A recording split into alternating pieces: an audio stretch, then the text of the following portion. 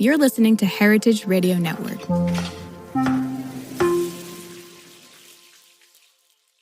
Hey, Meat and Three listeners, it's Taylor Early. And H. Conley, and we're bringing you something a bit different today. We've been cooking up this project for a few months now, and we're so excited to share it with you.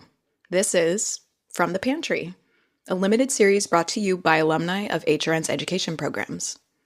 We're former fellows and interns who learned storytelling and audio production here at HRN, and who grew from the conversations about food both on air and in community with each other. We're telling stories inspired by HRN's 15 years of food radio. These are personal narratives about relationships to food, labor, environment, and so much more. So, welcome to From the Pantry on HRN. Up first, we have Sasha DeBose with their rice revelations.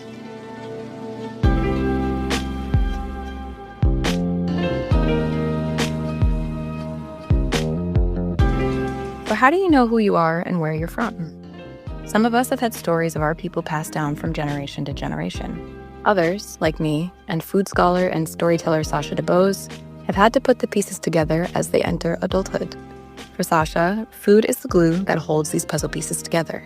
And today, she's here to talk to me about her Gullah Geechee heritage. Sash, thank you for joining me on the pod. Yay! Thank you for having me. You all should probably recognize Sasha's voice. Sasha was an intern when we used to call it an internship. Sash was with us spring of 2023, and we're very happy to have you back. I'm happy to be here. This whole process of digging into the HRN Pantry has been really cool, and I was very excited that you wanted to speak to me about your narrative project. So let's talk about what inspired you to start this series, your particular narrative arc. Well, yes. As you brought up, I was a intern back when it was called internships. I'm a real OG. I've been been on the HRN train for a minute now. But one of my favorite stories that I did during that time as an intern, as a fellow, was my interview with Kayla Stewart about Gullah Geechee home cooking, which is a book that follows Emily Meggett. We love Emily Meggett. May she rest in peace. About her Gullah Geechee heritage, culture, et cetera, et cetera. And that book really changed the way that I view myself and my ancestry, and was one of the few times where I had something tangible that reflected who I am, where I'm from, what I eat, what my ancestors ate that wasn't like from my family, or wasn't like, oh, like this is a photo that my mom had, or like something from my family. I think there was something significant about it being like external, yet still telling me about myself and my heritage. And that was the first time that was the first time I've experienced that, like through food. So that was really lovely. So I get to return to that arc, or return to that part of myself in a way through my pantry work. So yeah. Love Miss Emily. That book is so beautiful, and we also have no choice but to stand Miss Kayla Stewart. No choice but to stand. So speaking of your arc, how does this particular arc and the work that you are doing in the pantry connect to your larger work and your research? Something that I know that I want to get more into this year is just like African American coastal foodways, specifically like East Coastal foodways. That's where I'm from. That's where my family history kind of tracks along the East Coast. So I'm hoping this isn't my only story at HRN about coastal foodways. Hopefully you'll be hearing more from me soon. Fingers crossed. But yeah, my research more broadly is about African American foodways, and I've had to put it in a sentence. I feel like I explore how African Americans use their foodways as tools of survival, resistance, and like cultural expression. My work at HRN fits pretty well into that kind of description. I'm always blending like some sort of historical legacy or narrative with my own like personal lineages. So that's kind of how the work I do, or the work I did as a scholar, as an academic, combines with the work that I do as a producer, as someone who, you know, is engaging in a lot of audio storytelling lately. So yeah. Absolutely. Something that I'm really enjoying having you back on the pod, as we say, but back in the fold, is the levity that you bring to our work. And so speaking of levity and the pantry, what do you hope to find in the pantry, and how do you feel that your episodes in this narrative arc can speak to that levity, literally, spiritually, and emotionally, and physically as well, which Yeah. Care to enlighten us? Yes. I will, physical aspect as well. I'll definitely be exploring all of those things through my arc. I think especially shout out to my third episode where we get into some of those like physical, tangible. I'm not going to tell you what I'm doing yet. Got to give y'all a reason to stick around, but I will be making something. Wink, wink, hint, hint. But yeah, I think something, I was looking to find in the pantry is definitely that levity. Like, I'm African American. Like, my mom and I joke all the time that we can trace our ancestry all the way back to the boat. Like, I'm from the boat. Like, that's it is what it is. Me too. Light bright from the boat. We love that. And although we're able to talk about that with such levity, there's still a heaviness to that. Like, that boat was hell.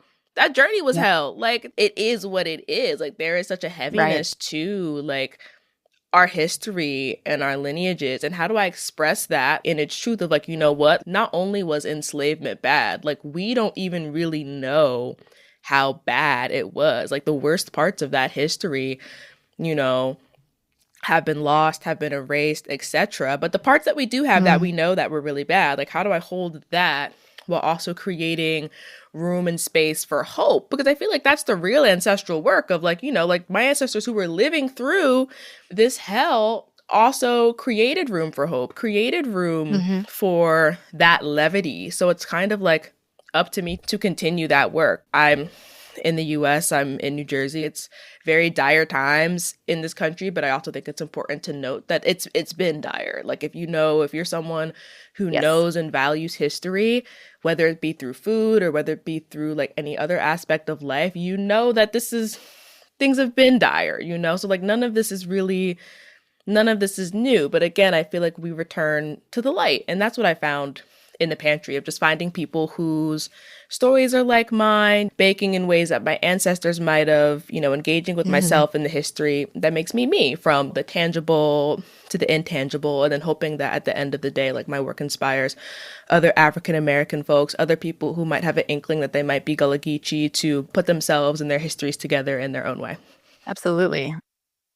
Yeah. Speaking of election day, I mean, you and I talked about this as well, where it was not a shock. It was just the work needing to continue, and with a even greater infusion of joy and curiosity and rest. And so I feel like you did a wonderful job of carrying all of those themes throughout these episodes. And so with that, I'm going to hand it off to you, and listeners, enjoy episode 1 of Sasha's narrative arc.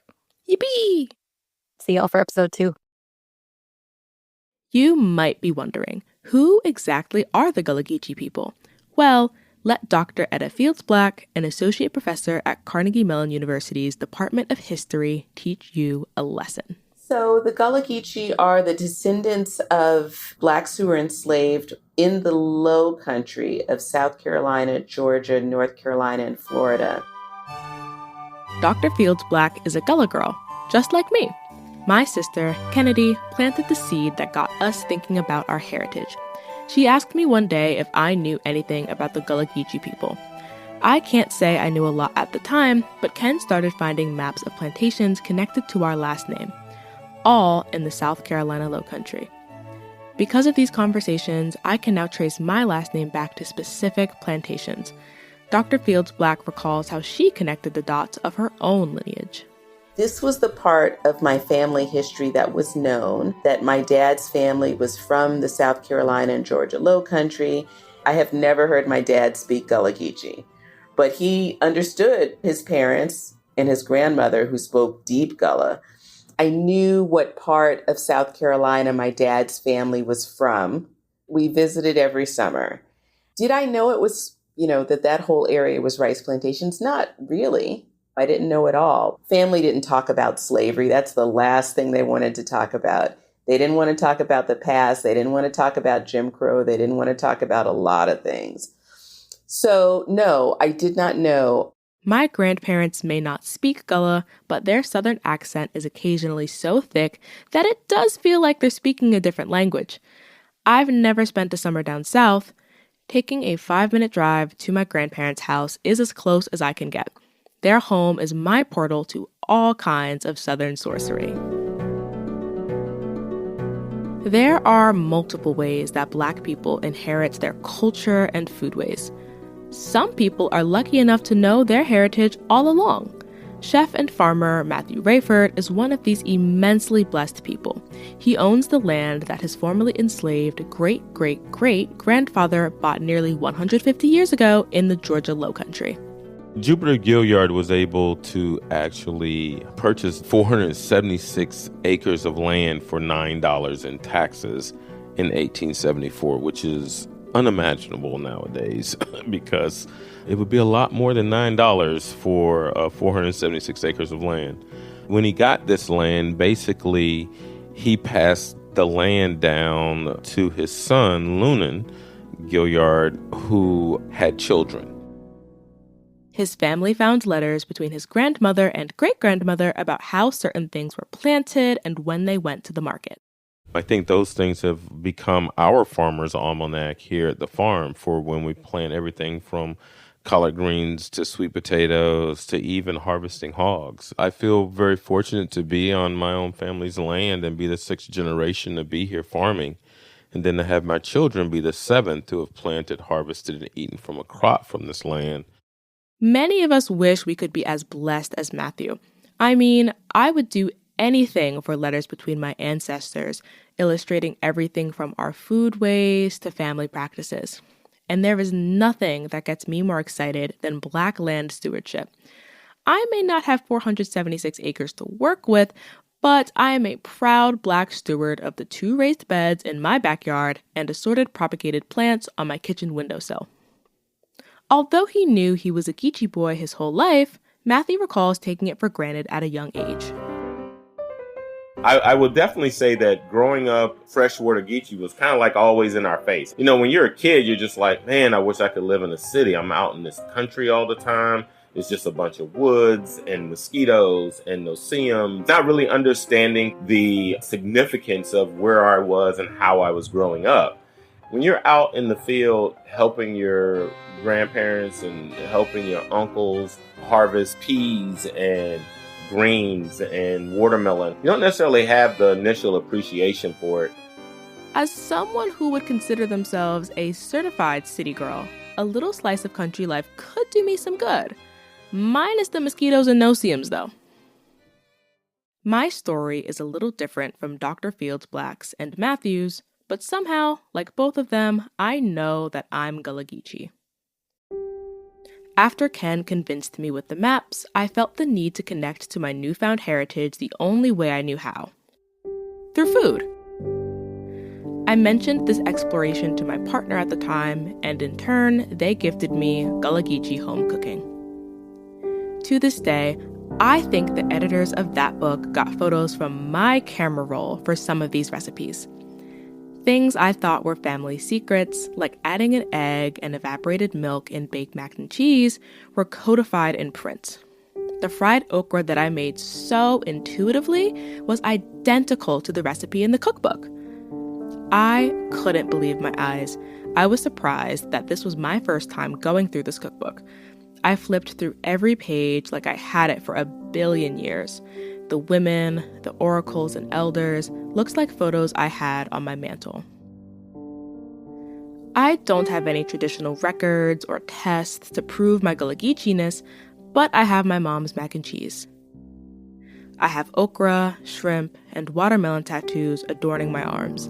I have my grandfather's voicemails, his languid southern accent straight from the South Carolina Lowcountry. Hey, baby, I thought you loved me. How long you been making good and you ain't called me? Mother. That's your plan? I'm gonna have to come over there. I don't know, come over there and do something. I don't know what I'm gonna do with you. I love you though. Despite my own discoveries, I haven't touched one of the cornerstones of Gullah Geechee cuisine. That'll be the subject of my next episode, so stay hungry.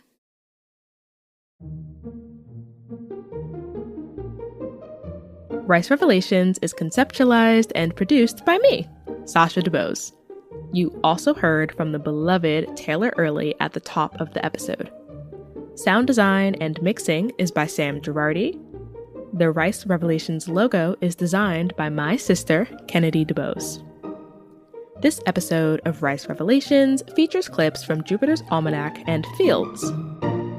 Hungry for more? Find the links to the full episodes as well as recipes and resources in our show notes. This episode of From the Pantry was produced by Sasha DeBose, with support from Hannah Chenard, Sam Girardi, and Addison Austin Liu. From the Pantry is an original limited series that I developed for HRN. Our executive producers are H. Conley and me, Taylor Early. Our audio engineer is Sam Girardi. This program is supported, in part, by the Julia Child Foundation for Gastronomy and the Culinary Arts, as well as public funds from the New York City Department of Cultural Affairs in partnership with the City Council. From the Pantry is powered by Simplecast. From the Pantry is a production of Heritage Radio Network, the world's pioneer food radio station. Learn more at heritageradionetwork.org and follow us at heritage_radio and at meaty.gram. And in case you haven't already, don't forget to sign up for our new and improved HRN newsletter. You can find the link in our show notes.